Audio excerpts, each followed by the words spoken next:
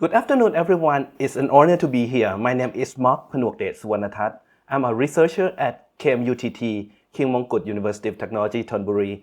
And over the past 10 years, I've been involved with many parties in Thailand in developing computing science curriculum for primary school and secondary school students, especially the primary school students whom I co-wrote textbooks that are cartoon-based for the students to learn coding. And I have worked with many universities in recent years to develop some activities that are for science education that are assisted by AI, but not done by AI. So today, it's an honor to be able to share with you some of the experience that we have. Since my colleagues and I have developed several projects on learning activities, but we want to just show you one of them so that we can go into details about how they work. And this project was developed together between me and my colleagues, Dr. Natti Suri and Dr. Sudhida Jamrat from Chiang Mai University School of Lifelong Learning, along with the great staff of the Lifelong Learning School of Lifelong Learning there. And we first presented this at a conference on biochemistry and molecular biology, where the attendants were educators in that field who were interested in adopting AI to use in the science classroom. And the main challenge that we want to tackle in the science classroom is the students' attention. We want to try to find all the ways that we want to spark their curiosity. That's the first goal. The second goal is to spark their sense of self-investigation, doing all the investigation by themselves without waiting for the teacher to spoon-feed them. And thirdly, we want them to be able to develop their own theory, their own conclusion using logical reasoning, logical scientific reasoning. Those are the three main goals. But there are, of course, always some more additional goals about the content of the subject, such as in this case, like DNA science, fingerprint, footprint analysis, or linear regression for that matter. And we, the teacher and the professors, develop together the activities and the storyline without any help of AI at first, so that we have all these activities to tackle all these learning goals and learning outcomes. Then after that, only after that, we use generative AI to bring this activity to life, to make it possible for the students to experience it in their classroom. The generative AI help us in several ways, such as graphic design, copywriting so that we have great stories, and assessment planning. And as you can guess, all these areas need to be done with great human oversight so that we can ensure that the students receive the valid experience that we want them to have in the learning classroom. And together, let's go into this fictional crime scene that invented by human but only drawn by AI. And the story was written by AI with the instruction of us human beings. On the dawn of some morning, some victim lies dead, not really dead, but just a fiction, and we don't know who the murderer was. The CCTV captured 8 suspects, but we don't know who was the real murderer. We have to find the clues around the classroom about fingerprints, murder weapons, footprints, or maybe blood samples. And the rest is on to decipher this tangled web of evidence. Let's see if we can find the lies hidden in the shadow. So we first give the participants the suspects who look like this. Of course, they are all AI generated, but the information here about the height and the fingerprints were carefully curated and designed by the teacher team. And after that, they have to look for the clues around the room, which looks like this. At first, they see the footprints on the murder scene. This is the outline of the deceased, and there are multiple footprints from a lot of people. Some of them might be innocent. Most of them will be innocent, but one of them might possibly might be the murderer. Second, we see the fingerprints on the murder weapon itself and on many pieces of furniture around the room. Of course, we had limited time, so we simplified it by using the clear sticker, black and white sticker for fingerprints. If we had more time to organize the activities, we would use the real forensic wrap to bring the fingerprints to picture. But we have fingerprints from more than one person. So how can we know which one is the murderer? We have to look around. This is a sample real picture from the workshop at the conference, where participants look around the room for the clue. At first, they would not have any clue, but later on, we would gradually introduce something called clue cards or knowledge card. In this case, it's a card about estimating somebody's height from the stride length. Do you know that when you walk around, the distance between two consecutive footprints of yours can tell roughly the range of your height, and that is how we can encourage the participants to measure the distance between similar footprints.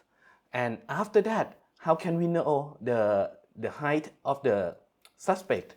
They look at the knowledge card and they use the QR code to access a sample database of the relationship between stride length and heights, and which looks like this. The database was done inside Google Sheet, and they use Google Sheet to find linear regression, and this could be one of the learning outcome that we want to have in the students.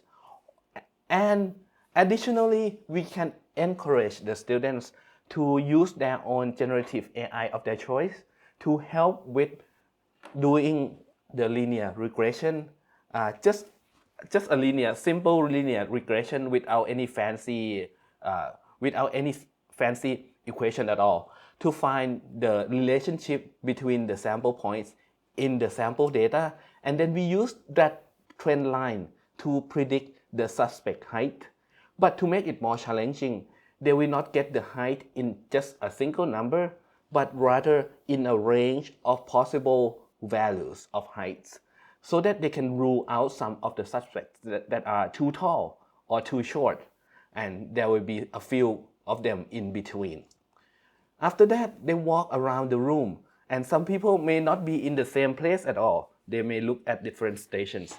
Another group of students may look at the DNA analysis sheet, where we say that we have already analyzed the blood sample and we found the DNA, run the DNA analysis, and they have to try to match the sample DNA to the DNA database of the subject, and we give them knowledge card for that. So this is another station where they can learn another subject with the help of their digital tool. And notice that the focus is never on AI. The focus is on their learning, but AI help assisted the instructor to bring about this activity in the classroom in a fun way and engaging way. And spoiler alert, when they look at the DNA, they will find two persons with the same DNA. So the DNA will match two people. That means the suspect has a twin. Is this twin innocent, or were they both the murderers? They have to find out. And what else? What can we use to tell the twins apart? Maybe if you have a twin, you may know. Even identical twins have something different, which are their fingerprints. So they look around the room again, and they found murder weapons. At first, we were going to use baseball bat or some sword or some toy gun. But then we had to bring all these equipments on a plane. So we didn't want to bring a toy gun on the plane, so we settled on a cookware like a paddleboard here. The paddleboard here is has some fingerprints on it, and as you can guess it, the fingerprints is not just one single person, but multiple fingerprints matching several different people, and they have to look at this and find the possible suspect, and they have to intersect the set of 3 sets of suspects from 3 sets of evidence to find the single suspect that it was the murderer. Okay, if you want to solve this problem yourself, you have to look away now because the next slide is going to be a spoiler, right? So we asked the participants to find the suspect and write a short paragraph explaining their scientific reasoning. And then before we want to assess them for their use of logical reasoning, we want to see if the AI can solve this problem first. The AI at that time, it was 2 years ago, were not that sophisticated yet. They could not listen to our talk, but we could write a short paragraph to tell them the synopsis of our activity. And we asked the AI, that was ChatGPT-4, to solve this murder. And it solved it correctly, giving the correct response. We have to verify that it gives the correct response first before proceeding further. Next, we want to design a way to assess student responses, but we can use AI to anticipate different kinds of student responses, both the correct ones with the correct reasoning and the correct answer without the correct reasoning, and the bad answer, the wrong answer with wrong reasoning, and the wrong answer with almost okay reasoning, but they have made some mistake along the way. We want to distinguish those students from each other. So we run the sample responses from AI, and you can see some good responses here. The top 2 are give the good reasoning, but one of them is longer than the other, and the one below here, it says D did it. All the evidence points to him. This one is the correct answer, but it gives bad reasoning. So let's see if our grading rubric, can differentiate between the 3 of them. Next, we want to create the grading rubric that is fair and can cover a range of student response. We wrote this prompt that it asked the ChatGPT to create a comprehensive rubric based on claim, evidence, and reasoning. Those are the standard framework for grading students' scientific logical reasoning, right? Claim, evidence, and reasoning by focusing on the third part more than the other part, on the reasoning. And it creates a very nice table of rubric here. And it's not surprising that the part where the students get full score here are written very nicely. Claim is clear, correct, comprehensive evidence is cited and support the claim.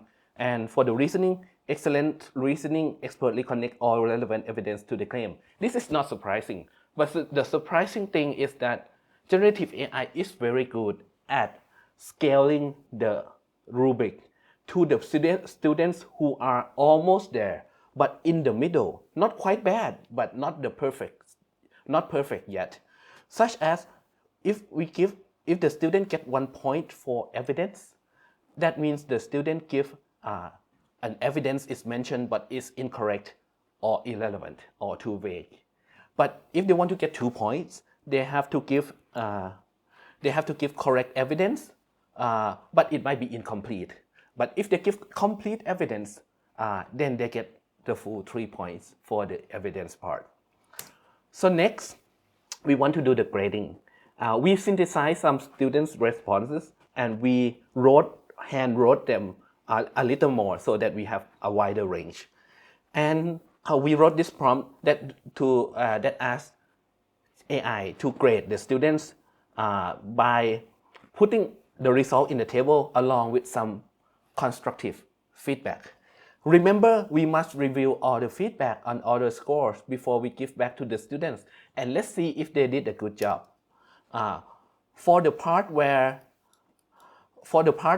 students give good answers, the AI gives 10 or 9 scores, score of 10 or 9 out of 10. So that's good. And let's look at some of the feedback. Here, D is most likely the murderer. All evidence converge on him. However, considering B, the DNA was also found, there could be more to the story. In fact, B is not related. B was just a twin of D, who was the murderer. And the feedback says that it speculates beyond the provided data. So that's very, very constructive. Let's look at some mediocre responses here. This one, students say, we think it's D because he seemed the most suspicious based on the information provided, but does not say which information.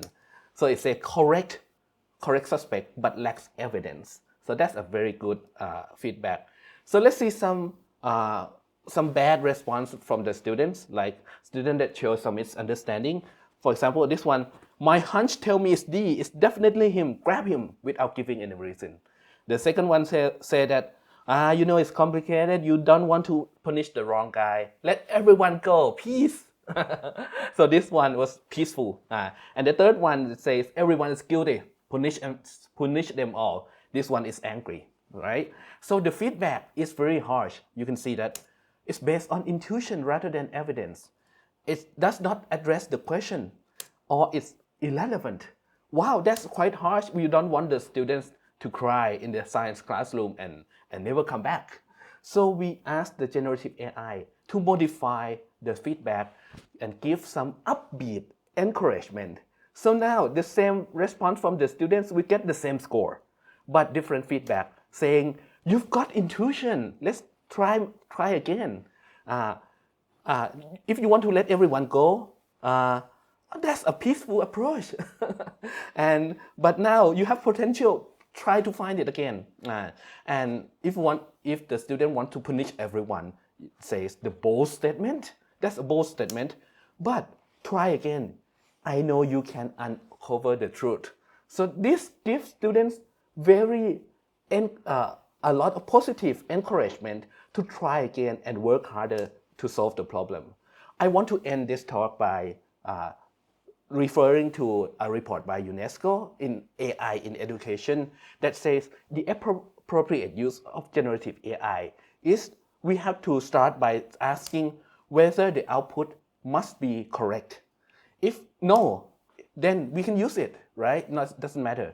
But if the output must be correct, like this one, like this case, we ask ourselves whether we are expert enough to check the answer. And if not, then don't use it. If so, then we ask if we can accept the risk in case of there are some slip-ups, some mistakes along the way. If so, we can use it with caution, and that is how we want the educators to use generative AI. And in some tasks, it does not require accuracy, such as frictions, brainstorming, metaphors. But in some tasks, it requires accuracy, but we can work faster by having AI work on it and we check it. It's faster to check it than to do the work ourselves, such as writing feedback for the students, writing summary, or some administrative documents like quality assurance, something like that, right? Or some arts that I'm not an expert in drawing, but I can check whether the drawing by generative AI is good enough to use. So in this talk, we have shown you one sample of the many activities that encourage students' love of science using AI as an assistant, not as the learning designer. The designer and the main assessment of the students is done all by human. So thank you very much for the opportunity to share this with you. Let me give back the floor to our great moderator. Thank you.